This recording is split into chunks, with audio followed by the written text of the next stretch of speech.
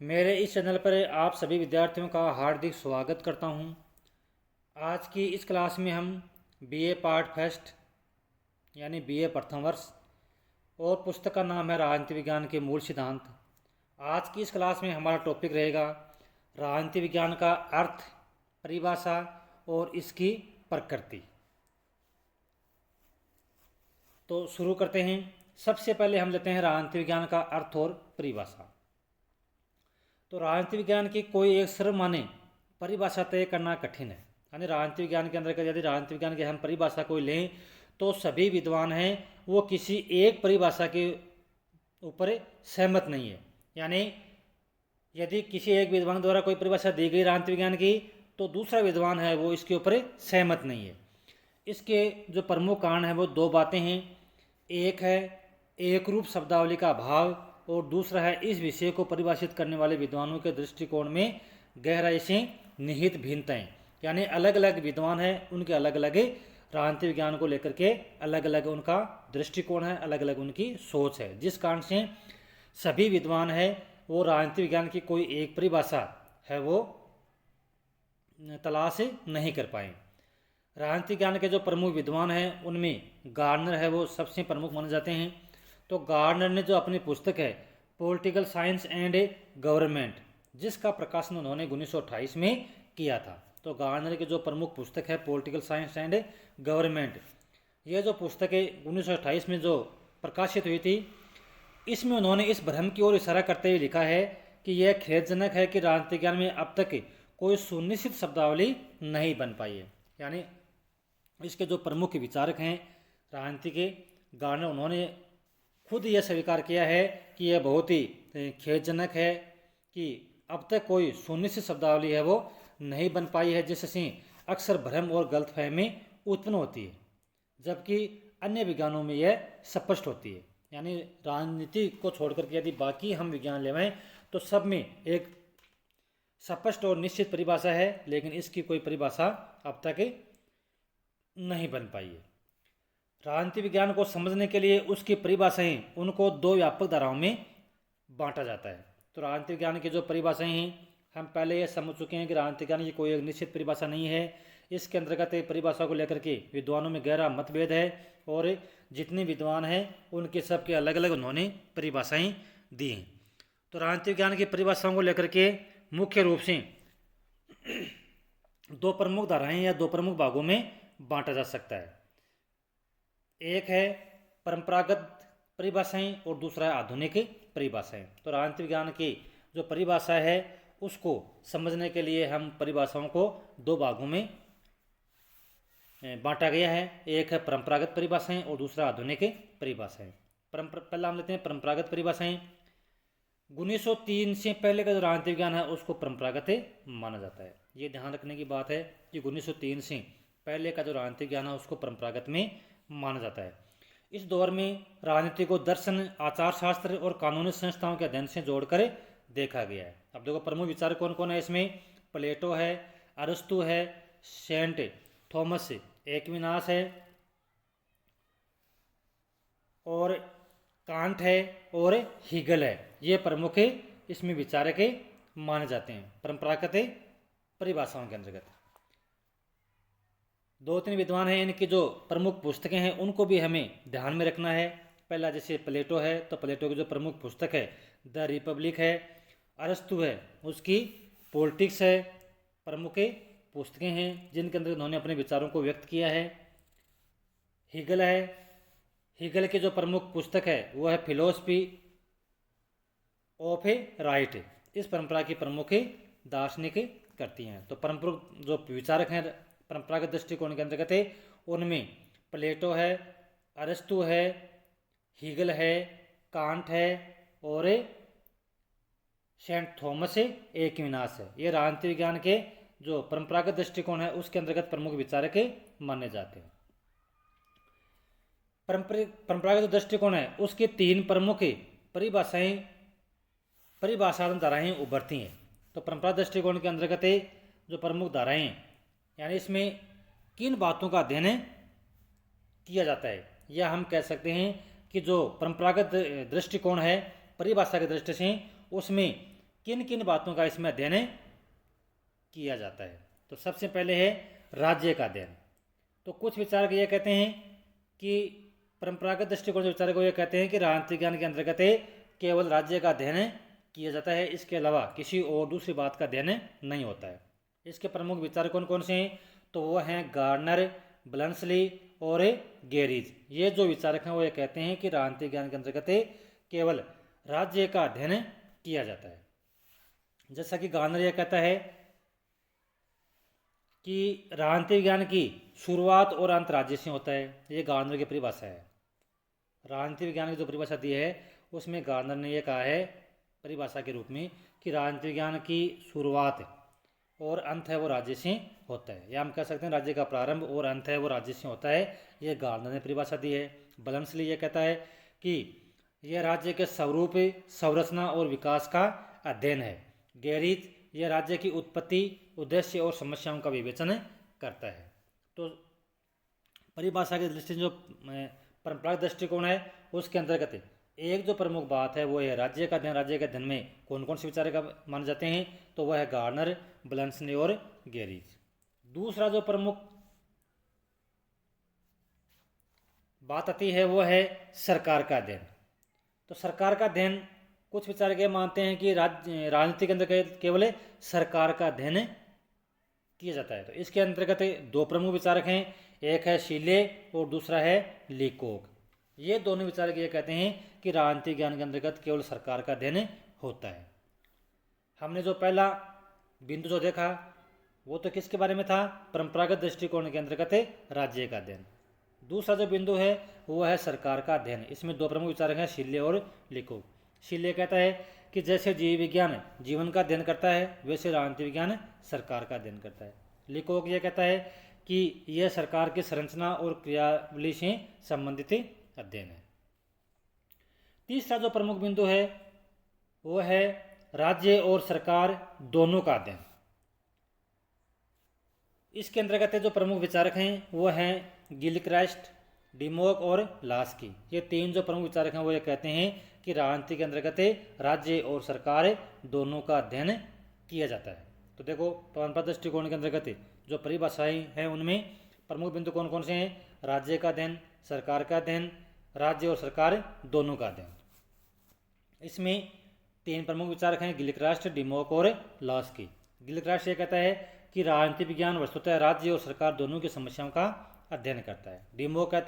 डिमोक और प्रोफेसर आशीर्वादम ये कहते हैं कि इसी समन्वय दृष्टिकोण का समर्थन करते हैं। डिमोक और आशीर्वादम भी इसी समन्वय दृष्टिकोण का समर्थन करते हैं। दोनों विचारक ये भी कहते हैं कि राज्य और सरकार दोनों का अध्ययन करती है। लास्की की जो प्रमुख पुस्तक है ग्रामर ऑफ पॉलिटिक्स 1925 में जो प्रकाशित हुई थी, बहुत ही इंपॉर्टेंट पुस्तक है, बार बार इसका आगे जिक्र आएगा। तो लास्की की जो प्रमुख पुस्तक है ग्रामर ऑफ पॉलिटिक्स, इसमें उन्होंने कहा है कि राज्य और सरकार की परस्पर क्रियाशीलता को समझे बिना राजनीतिक प्रक्रिया का जो सम्यक ज्ञान है वो संभव नहीं है। तो लास्की ये कहता है कि यदि हमें राजनीति को समझना है तो हमें राज्य और सरकार दोनों की जो क्रियाशीलता है उसको हमें आवश्यक रूप से समझना होगा, वरना हम राजनीतिक प्रक्रिया को सही तरीके से नहीं समझ सकते। तो ये तो थी परंपरागत दृष्टिकोण के अंतर्गत राजनीति विज्ञान की परिभाषाएं, जिसके अंतर्गत जो प्रमुख बिंदु थे वो थे राज्य का अध्ययन, सरकार का अध्ययन, राज्य और सरकार दोनों का अध्ययन। अब हम आगे बढ़ते हैं, उसका आता है दूसरा दृष्टिकोण, वो है आधुनिक परिभाषाएं। आधुनिक राजनीति विज्ञान का उद्देश्य 20वीं सदी की शुरुआत में अनुभवजन्य और व्यवहारिक दृष्टिकोण के साथ हुआ। अमेरिकन पॉलिटिकल साइंस एसोसिएशन की स्थापना 1903 में हुई थी और अमेरिकन पॉलिटिकल साइंस रिव्यू का प्रकाशन इस बदलाव के संकेतक थे। अब देखो इसमें जो प्रमुख पुस्तक का नाम आता है वह है चार्ल्स मेरियम। चार्ल्स मेरियम की जो पुस्तक है न्यू एस्पेक्ट्स ऑफ पॉलिटिक्स, ये प्रमुख पुस्तक है चार्ल्स मेरियम की। लावेल की पुस्तक है public opinion and popular government. Arthur Bentley की पुस्तक है द प्रोसेस ऑफ गवर्नमेंट। जैसी कृतियों ने परंपरागत पद्धति को चुनौती दी और राजनीति को वर्तमान में कार्य व्यवस्था के रूप में देखने का आग्रह उन्होंने किया था। तो देखो, सबसे पहली बात तो यह है कि जो परिभाषा जो आधुनिक दृष्टिकोण है उसके अंतर्गत प्रमुख जो विचारक हैं उनके हमें थोड़े नाम याद रखने बहुत ज़रूरी हैं। उनमें चार्ल्स मेरियम है, लावेल है और ऑर्थर बेंटले है। इनकी जो पुस्तकें हैं उनका भी हमें क्रम से ध्यान रखना बहुत ज़रूरी है। चार्ल्स मेरियम की जो प्रमुख पुस्तक है, परीक्षा में बहुत बार पूछते हैं कि चार्ल्स मेरियम की जो प्रमुख करती है पुस्तक है उसका क्या नाम है, तो वह न्यू एस्पेक्ट्स ऑफ पॉलिटिक्स से 1925। लावेल की जो पुस्तक है वो है public opinion and popular government. आधुनिक जो परिभाषाएं हैं उनको हम 4 भागों में बांट सकते हैं। पहला है मानवीय क्रियाओं का अध्ययन। मानवीय क्रियाओं का अध्ययन, इसके जो प्रमुख विचारक हैं वो है कैटलिन और हर्ड और हंटिंगटन। कैटलिन जो प्रमुख पुस्तक है वह the science and method of politics, यह संगठित मानव समाज के राजनीतिक पहलुओं का अध्ययन है। हेड और हंटिंगटन जैसे व्यवहारवादियों ने भी राजनीति को सामाजिक और राजनीतिक क्रियाओं की वैज्ञानिक पड़ताल ही कहा है। तो आधुनिक दृष्टिकोण के अंतर्गत जो हमारा पहला बिंदु है वो है मानवीय क्रियाओं का अध्ययन, यानी कैटलिन और हेड और हंटिंगटन ये विचारक ये कहते हैं कि राजनीतिक ज्ञान केवल मानवीय क्रियाओं का अध्ययन करती है। दूसरा है शक्ति का अध्ययन। शक्ति के अध्ययन के अंतर्गत जो प्रमुख विचारक हैं वो है लासवेल। इसमें एक विचारक और है जो इसमें नाम नहीं आ पाया है, वो है कैटलिन। तो शक्ति का जो अध्ययन है वो कौन मानते हैं? कैटलिन है, लासवेल है, मैक्स वेबर है और मार्गेनथाउ। लासवेल कहता है कि राजनीति शक्ति के वितरण की प्रक्रिया है। मैक्स वेबर कहता है कि यह शक्ति के लिए संघर्ष है। मार्गेनथाउ यह कहता है कि राजनीति शक्ति के प्रयोग का शस्त्र है। कहने का मतलब है कि ये जो 3 विचारक हैं, लासवेल, मैक्स वेबर और मार्गेनथाउ और कैटलिन, एक विचार कैटलिन और है जिसका नाम इसमें नहीं आया हुआ है, तो ये जो 4 विचारक हैं वो राजनीति विज्ञान को शक्ति का विज्ञान मानते हैं। अगला है आधुनिक दृष्टिकोण के अंतर्गत राजनीतिक व्यवस्था का अध्ययन। डेविड ईस्टन है इसमें प्रमुख विचार बन जाते हैं, और राजनीतिक व्यवस्था है वो मूल्य वितरण की वैध प्रक्रिया है। राजनीतिक व्यवस्था है वो मूल्य वितरण की वैध प्रक्रिया है। यानी डेविड ईस्टन यह कहता है कि राजनीतिक विज्ञान है उसके अंतर्गत केवल राजनीतिक व्यवस्था का अध्ययन किया जाता है। इसके अलावा ग्रेबियल आमंड, उनकी जो प्रमुख पुस्तक है द सिविल कल्चर 1963, राजनीतिक व्यवस्था वह संरचना है जो समाज में एकीकरण सुनिश्चित करती है। आधुनिक दृष्टिकोण के अंतर्गत यानी जो परिभाषा के अंदर जो हम आधुनिक दृष्टिकोण पढ़ रहे हैं उसके अंतर्गत चौथा बिंदु है निर्णय निर्माण प्रक्रिया का अध्ययन। इसमें आते हैं हर्बर्ट साइमन। उनके जो प्रमुख पुस्तक है वो है एडमिनिस्ट्रेटिव बिहेवियर 1947। स्नाइडर और वक्र जैसे विद्वानों ने निर्णय प्रक्रिया को राजनीतिक व्यवहार की केंद्रीय धुरी माना है। तो इस प्रकार राजनीतिक ज्ञान की परिभाषा की दृष्टि से जो अध्ययन क्षेत्र है उसको हम 2 भागों में बांटा है। एक है परंपरागत दृष्टिकोण और एक है आधुनिक दृष्टिकोण। तो राजनीतिक विज्ञान की जो परिभाषाएं हैं इस विषय की बहुआयामी प्रकृति को उजागर करती है। परंपरागत दृष्टिकोण जहां राज्य और संस्थाओं पर केंद्रित थी, यानी जो परंपरागत दृष्टिकोण है वो केवल राज्य और राज्य की जो संस्थाएं हैं केवल उन्हीं का अध्ययन करती है। उनका जो प्रमुख जो ध्यान है वो कि राज्य और संस्थाओं पर केंद्रित था। वहीं आधुनिक दृष्टिकोण ने शक्ति, प्रक्रिया, व्यवहार और निर्णय जैसे पहलुओं को केंद्र में रखा है। इन दोनों धाराओं का समुचित अध्ययन शिक्षार्थियों को यह समझाने में सहायक होता है कि राजनीतिक विज्ञान एक स्थिर विषय नहीं है, बल्कि बदलते सामाजिक, आर्थिक और वैश्विक संदर्भ में निरंतर विकसित होने वाला एक जीवंत अनुशासन है। यानी राजनीतिक विज्ञान का जो क्षेत्र है वो धीरे धीरे विस्तृत होता जा रहा है। जहाँ पहले परंपरागत दृष्टिकोण के अंतर्गत या पुराने समय में राजनीति के अंतर्गत केवल राज्य और केवल उसकी संस्थाओं का अध्ययन होता था, तो वहीं आधुनिक दृष्टिकोण के जो विचारक हैं उन्होंने यह समझाने का प्रयास किया कि केवल राजनीति के अंतर्गत राज्य और संस्थाओं का अध्ययन नहीं होता है, बल्कि बदलते हुए सामाजिक, आर्थिक और जो विकास हो रहा है उसका अध्ययन भी राजनीतिक ज्ञान के अंतर्गत शामिल किया जाना जरूरी है। अब हम लेते हैं परिभाषा के बाद में राजनीति विज्ञान की प्रकृति। अब देखो, राजनीति विज्ञान की प्रकृति को लेकर के भी जो विचारक हैं वो एक मत नहीं है। किस प्रकार से नहीं है एक मत? राजनीति विज्ञान की प्रकृति को लेकर के लंबे समय से यह बहस जारी है कि यह कला है या विज्ञान है या दोनों है। यानी कुछ विचारक ये कहते हैं कि राजनीति विज्ञान एक कला है, कुछ विचारक ये कहते हैं कि यह विज्ञान है, कुछ ये कहते हैं कि यह कला भी है और विज्ञान भी है, यानी दोनों है। परंपरागत राजनीति विज्ञान में इसे मुख्यतः एक कला माना गया, जबकि आधुनिक दृष्टिकोण के अंतर्गत इसे विज्ञान के स्वरूप पर अधिक जोर दिया गया है। तो जैसे हमने ऊपर परिभाषाएं पढ़ी और परिभाषाओं को ध्यान में रखते इसको दो भाग में बांटा गया था, एक परंपरागत और एक आधुनिक। तो परंपरागत दृष्टिकोण इसको एक कला मानता है, आधुनिक दृष्टिकोण इसको विज्ञान को मानने पर ज़्यादा जोर दिया है।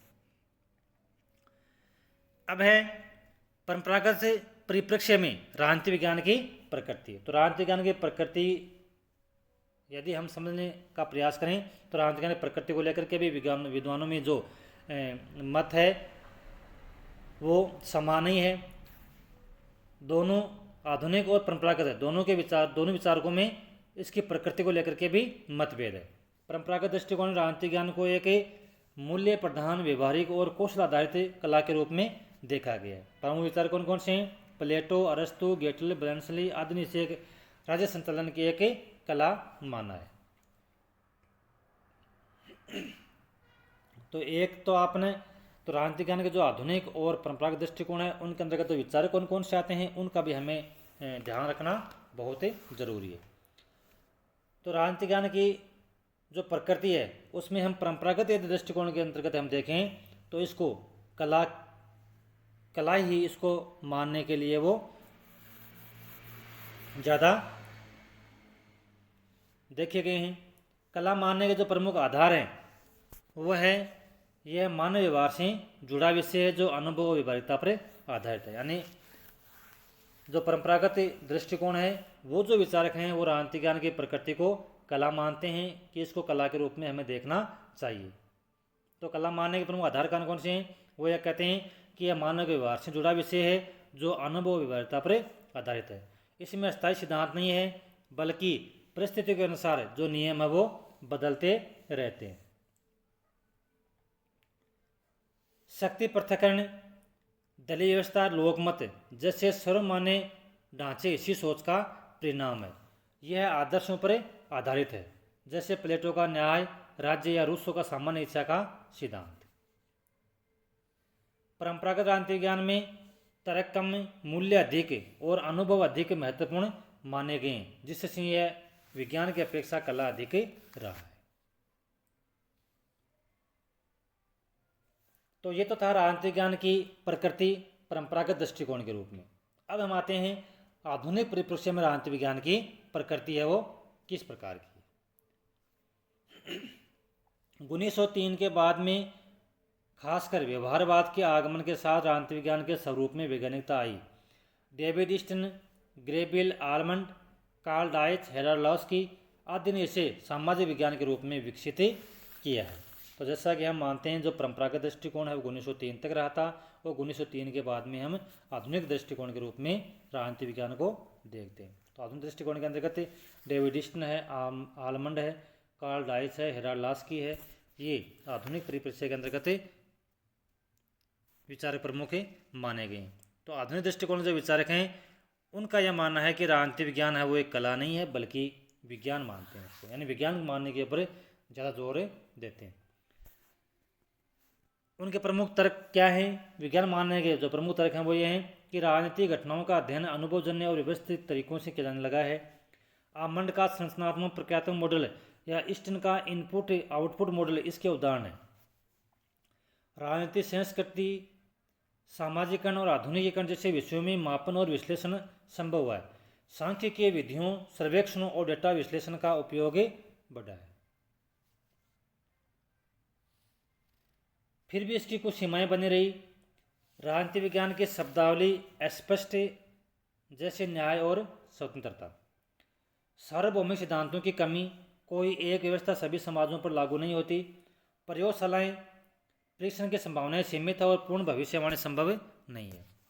आधुनिक राजनीति विज्ञान कला से अधिक विज्ञान है लेकिन यह प्राकृतिक विज्ञान जैसा नहीं है बल्कि सामाजिक विज्ञान की श्रेणी में आता है, जहाँ नियम कठोर नहीं संदर्भ आधारित होते हैं।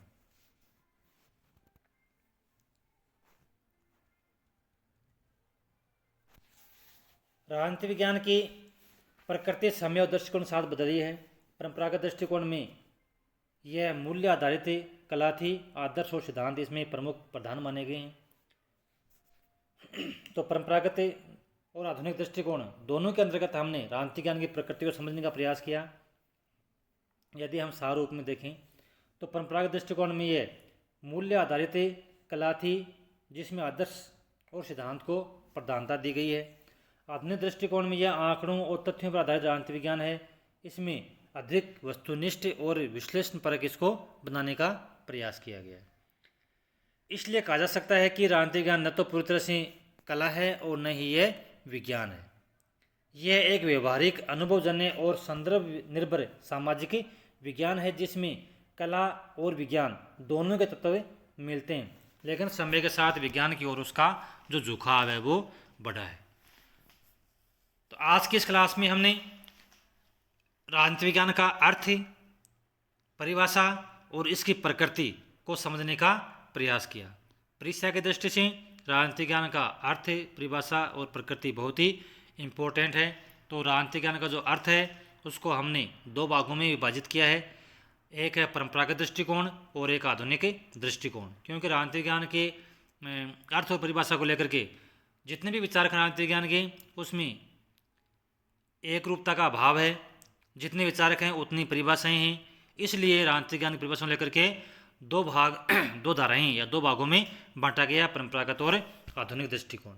इसी तरह से राजनीति विज्ञान जो प्रकृति यानी राजनीति विज्ञान किस प्रकार का विषय है, यह कला है या विज्ञान है, तो इसको लेकर के राजनीति विज्ञानों में जो विचारक हैं उनमें मतभेद है। और कुछ विचारक हैं वो यह मानते हैं कि राजनीति विज्ञान एक कला है, कुछ ये मानते हैं कि राजनीति विज्ञान एक विज्ञान है। तो हमने आज के इस क्लास के अंतर्गत हम राजनीति विज्ञान का अर्थ, परिभाषा और इसकी प्रकृति को समझने का प्रयास किया। परीक्षा की दृष्टि से बहुत ही इम्पोर्टेंट है। मैं आशा करता हूँ कि आज की इस क्लास में पढ़ाया गया टॉपिक आपको बहुत ही अच्छी तरह से समझ में आया होगा।